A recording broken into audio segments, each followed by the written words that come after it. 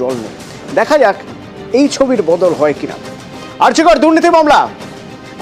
দুর্নীতি মামলার খবরে নজর রাখতেই হবে, তার কারণ অত্যন্ত গুরুত্বপূর্ণ। এই আর্চিকর দুর্নীতি মামলায় চার্জশিটে নাম রয়েছে সন্দীপ ঘোষের, অর্থাৎ আর্চিকরের প্রাক্তন অধ্যক্ষ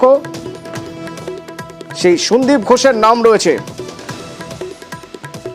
আর্চিকরের দুর্নীতি মামলায় 5 জনের নাম রয়েছে, তার মধ্যে একজন সন্দীপ ঘোষ। আমার সঙ্গে অমিত রয়েছেন, অমিতের সঙ্গে একবার কথা বলবো। অমিত, আশিস পান্ডে, সন্দীপ ঘোষ, আর কার কার নাম রয়েছে?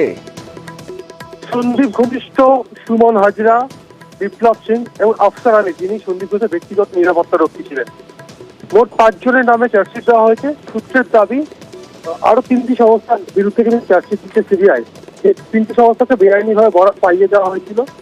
আর্চিকরের বিভিন্ন টেন্ডার, মেডিসিন টেন্ডার থেকে শুরু করে বরাত পাইয়ে দেওয়া হয়েছিল। এই মোট 5 জনের বিরুদ্ধে চার্জশিট জমা দিল সিবিআই। 4 সেপ্টেম্বর গ্রেপ্তার করা হয়েছিল সন্দীপ ঘোষ, বিপ্লব সিং, সুমন হাজরা, আফসার আলীকে। পরবর্তী সময়ে এই আর্চিকর দুর্নীতি মামলাতে গ্রেপ্তার করা হয়েছিল হাউস স্টাফ আশিস পান্ডেকে। এবং প্রত্যেকের বিরুদ্ধে সিবিআই তরফে বারবার আমরা দেখেছি একাধিক দিন যখন শুনানি চলেছে আর্চিকর দুর্নীতি নিয়ে আদালতে, কিভাবে এরা দুর্নীতির সঙ্গে জড়িয়েছে এবং দুর্নীতির মধ্যে এদের টেক্সাস কিভাবে কাজ করেছে সেই বিষয়গুলো কিন্তু আদালতের কাছে উত্থাপন করা হয়েছিল। এই 5 জনের বিরুদ্ধে 87 দিনের মাথায় চার্জশিট জমা পড়েছে।